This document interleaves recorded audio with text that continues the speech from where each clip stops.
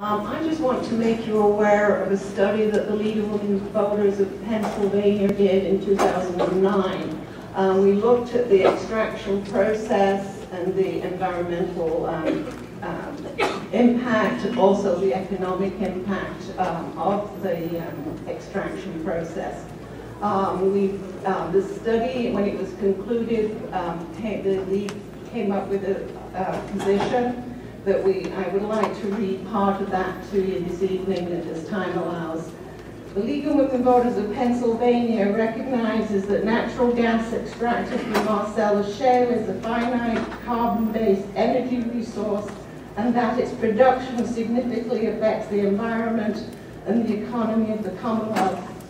Under natural resource positions adopted by the League of Women Voters of the U.S., we believe government policies should promote an environment beneficial to the life through the protection and wise management of natural resources in the public interest. Under the fiscal policy position adopted by League of Women Voters Pennsylvania, we support an equitable and flexible revenue system, the funding of state and local government services. Finally, in concert with the Pennsylvania Constitution, Article 1, Section 27, we believe the people have a right to clean air, pure water, and to the preservation of the natural, scenic, historic, and aesthetic values of the environment. Pennsylvania's public natural resources are the common property of all the people, including generations yet to come. As trustee of these resources, the Commonwealth shall conserve and maintain them for the benefit of all the people. Thank you. Thank you,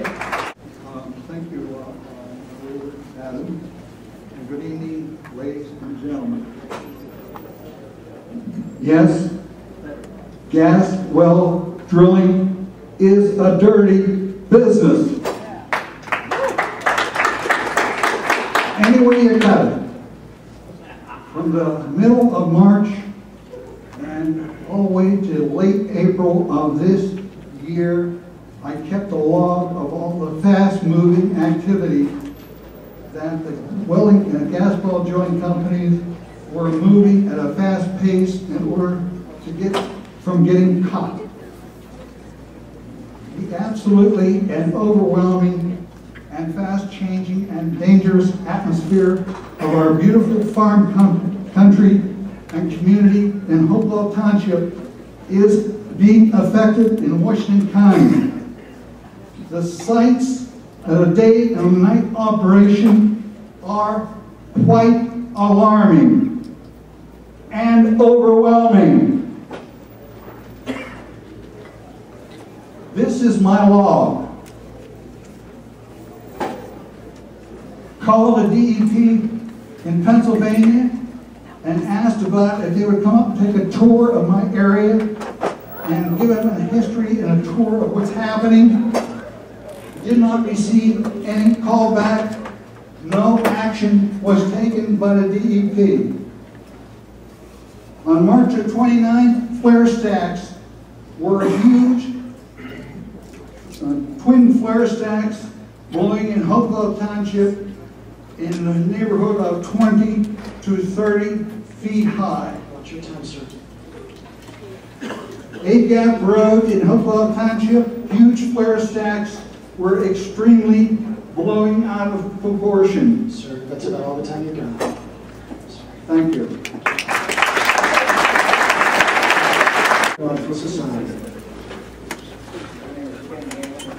Vice President of the State of Pennsylvania Archaeological Society, Martin Allen. The reason why I'm here today is to inform you people of the devastations of an archaeological and historical site. They are under attack by the gas drilling companies. The greatest threat to these sites is development.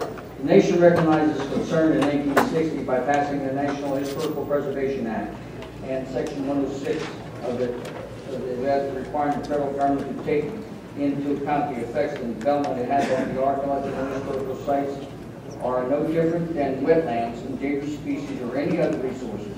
In fact, these are the most human of all the natural Commonwealth possesses.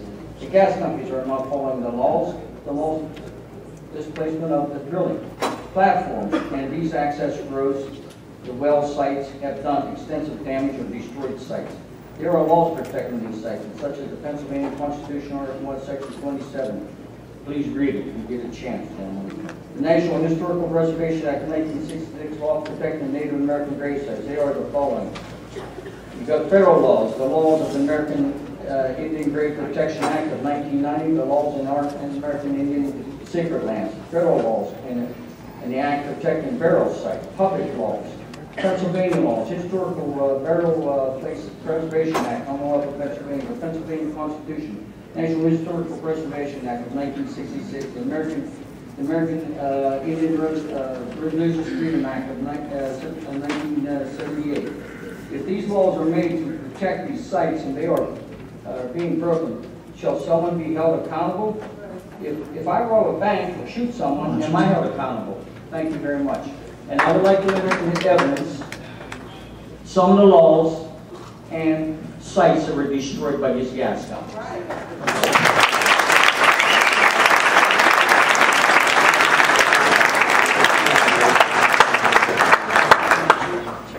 I'm a professor of environmental microbiology at Duquesne University. I spent the last 15 years of my life studying arsenic metabolism in the subsurface and why 30 million Bangladeshis are exposed to arsenic in their drinking water every day. So I just want to say first and foremost that the subsurface is alive and there are microorganisms doing their thing. So I would also like to alert, having read the 2004 EPA study on coal bed methane fracking, that to a 1983 study done by Dr. Sam Harrison at Allegheny College just up in Meadville, north of here, on evaluating groundwater contamination due to gas well drilling in Pennsylvania. He illustrated at least 11 possible sources of contamination, including leakage from slush pits, which included drilling mud and flowback water, surface discharge during fracturing or servicing, road application of brine, which is currently going on in the state, improper casing, which includes both insufficient or wrong materials, as well as casings that are not deep enough, pressure buildup in the annulus, and more importantly, I think, natural fractions that already exist between the shale and the aquifer in this state of Pennsylvania. So it's not surprising to me that landowners in Pennsylvania have reported loss of water pressure and contamination of their well water.